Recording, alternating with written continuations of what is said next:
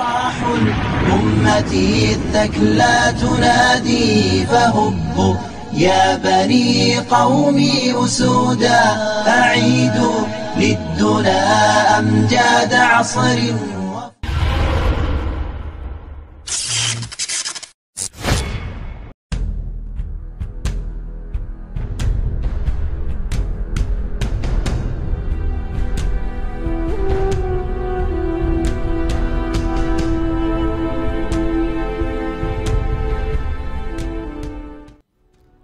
Assalamualaikum warahmatullahi wabarakatuh. Nabi Muhammad SAW pertama kali menerima wahyu ketika usianya 40 tahun. Saat itu, beliau sedang berkalwat atau bertahanus di Gua Hira menerima wahyu yang pertama, yaitu Al-Quran Surat Al-Alaq ayat 1-5. Peristiwa itu sekaligus menjadi tanda bahwa beliau sudah diangkat menjadi Nabi dan Rasul Allah. Nabi Muhammad SAW kemudian menerima wahyu dari Allah melalui malaikat Jibril secara bertahap selama 23 tahun setelahnya, atau hingga beliau wafat. Tidak hanya ayat-ayat Al-Quran, wahyu yang diturunkan Allah kepada Rasulullah juga berupa hadis-hadis qudsi.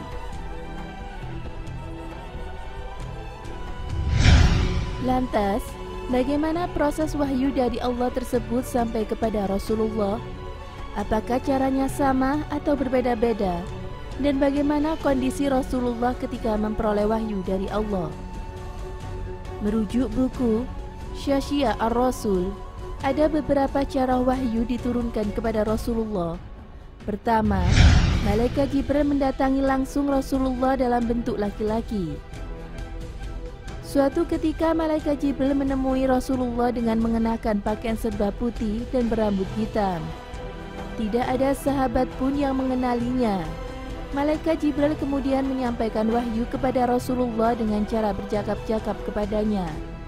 Kadangkala, malaikat Jibril mendatangi Rasulullah dengan menyerupai seorang sahabat yang bernama Dia Al-Kalbi.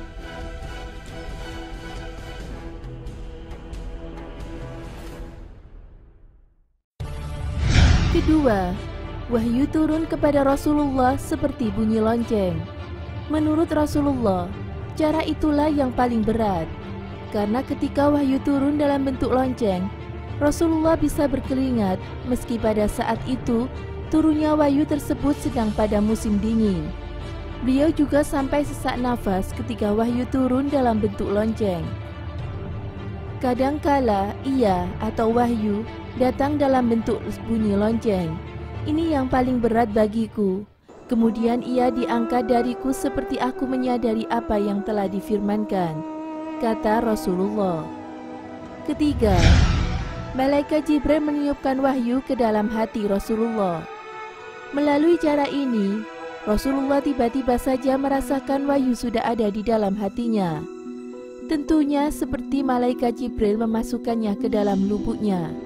Di samping itu, wahyu diturunkan dengan cara malaikat Jibril menemui Rasulullah dengan wujud aslinya, bukan menyamar menjadi seorang laki-laki atau sahabat Dia Al-Kalbi.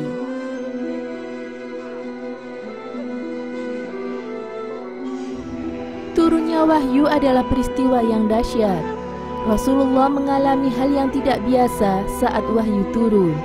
Sampai-sampai beliau mengatakan bahwa setiap kali menerima wahyu, maka dirinya seperti menyangka rohnya hendak dicabut.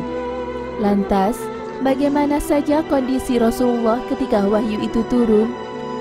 Setidaknya Rasulullah mengalami 5 kondisi saat menerima wahyu. Pertama, wajahnya memerah. Saking dahsyatnya turunnya wahyu, wajah Rasulullah sampai memerah. Kedua, berkeringat. Seperti yang disinggung di atas, manakala wahyu turun dalam bentuk lonceng, maka Rasulullah bercucuran keringat meski turunnya saat musim dingin. Ketiga, sempoyongan. Turunnya wahyu juga membuat Rasulullah sempoyongan, meski kesadaran dan kestabilan beliau tidak sampai hilang. Keempat, tubuh Rasulullah menjadi berat. Dan yang kelima, Rasulullah seperti mendengar suara gerombolan lebah. Begitulah cara wahyu diturunkan dan kondisi Rasulullah saat menerimanya. Biasanya, para sahabat mengerubungi Rasulullah saat beliau mendapatkan wahyu. Rasulullah kemudian menyampaikan wahyu yang baru saja diterimanya kepada mereka, dan mereka kemudian menghafalkannya. Demikianlah cara wahyu diturunkan dan kondisi Rasulullah Shallallahu Alaihi Wasallam saat menerima wahyu tersebut. Semoga bermanfaat. Wallahu a'lam bishawab.